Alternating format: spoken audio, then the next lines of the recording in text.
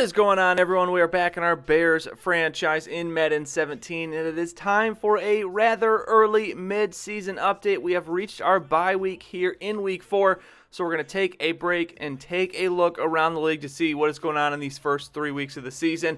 So first up here, some big decisions to be made, re-signing players, and today I'm only really focused on one guy, and that is Melvin Gordon. I don't like to re-sign a lot of players during the season because I feel they don't ask for as much money as they should. Like with Melvin Gordon here, he only wants $42 million. I'm going to give him an extra $10 million. Even that probably isn't really enough, but of course the game Madden has never really handled salaries quite correctly. I'm not sure if that's because the salary cap doesn't work exactly how it's supposed to in real life, but nonetheless, he is going to re-sign for $52 million. And then the rest of these guys, as I said, I don't think I'm going to re-sign any during the season, but we've got some big names hitting free agency at the end of this year. Kevin White, Jarrell Freeman, Adrian Amos, Tony Lippett, Eddie Goldman, Daniel Braverman is going to be a free agent. We have got quite a few starters that are going to be hitting free agency. So it looks like the end of this year, depending on how things go, there's some big decisions we're going to have to make at the end of the season.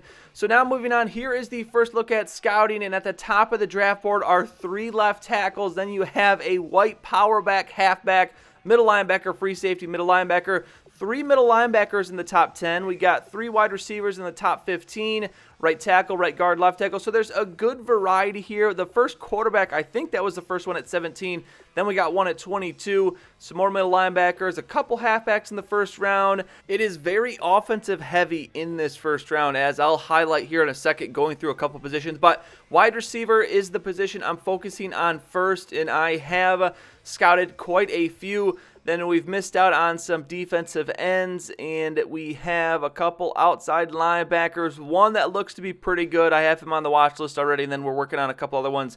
4th round D tackle that turned out to be not draftable. So wide receiver, I've made it through all the first rounders, and actually the wide receiver class this year looks pretty good. Last year it was not very good. There's only one left guard in the entire draft, which makes no sense to me. There's a couple positions like this. There's one guy, he's a first rounder. There's only 3 right guards, so it looks like guard is not a position we're going to be able to address, even if, well, I don't think we really even need a need at guard anymore, but that was pretty interesting. No first round D tackles, no first round left outside linebackers. They have a second round and a few thirds. No outside linebacker on the right side in the first round. No cornerbacks in the first round, which I think is crazy. 3 seconds, 3 thirds. There are 3 free safeties graded in the first round, and then there's 1 strong safety. So as I said, the defense, not strong. Secondary, though, free safety, strong safety especially, so maybe we can look there. But now into the stats, and things look a little weird because of the injuries. Romo's got 333, 2 touchdowns. Most importantly, no interceptions except for the one by Glennon in the first game, and even that one was just a Hail Mary, so very good play from the quarterbacks. Melvin Gordon, 300 yards, only 1 touchdown so far, though.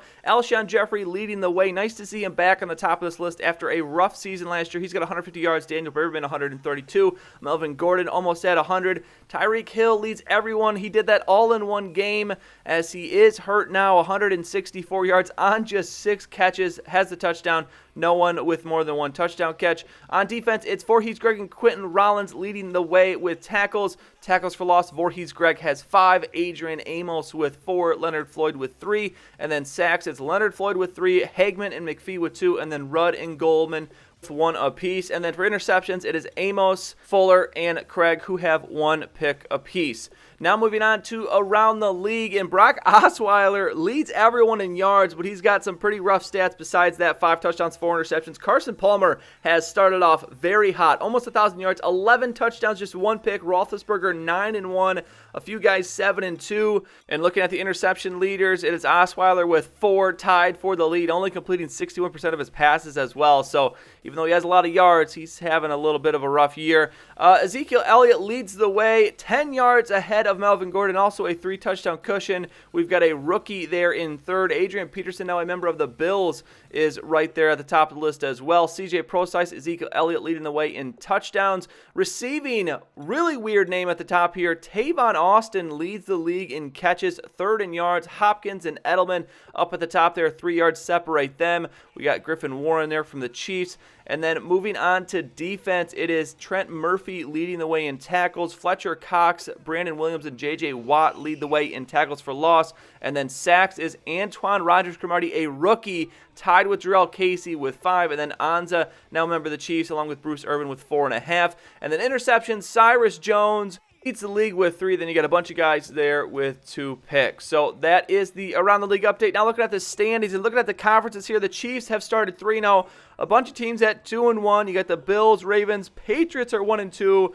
Colts are 1-2, Browns 1-2, and I think we have one team down here. Yes, the Texans are 0-3, so obviously Osweiler's yardage not helping them win games. Then the NFC, it is the Cowboys and Bears there at the top at 3-0. Again, another bunch of teams with 2-1 records. 1-2, Packers 1-2, Cardinals, Falcons, Giants 1-2. Vikings are 1-2, and the Lions are 0-3 along with the Eagles. So you can already see our division already shaping up like it did last year, where it is a very weak division. And look at this, we already have a 2-game lead in the division, and our next game is against the Packers, so we can make it even worse. I wish there was more competition in this NFC North, but obviously we can't help how good the other teams in our division are, so we'll just have to wait and see what happens. But coming up here, we got Packers next week, then it's the Rams, then on the road for 3 games, Bills, Cowboys, that will be a big game, and then Vikings, and then back home against the Dolphins in week 10. So some very winnable games coming up. The Rams actually having a pretty good year, so that might be a hard game as well. But now looking at the news, and a bunch of guys re-signing. Jameis Winston got $81 million from the Buccaneers. That is a pretty big deal there.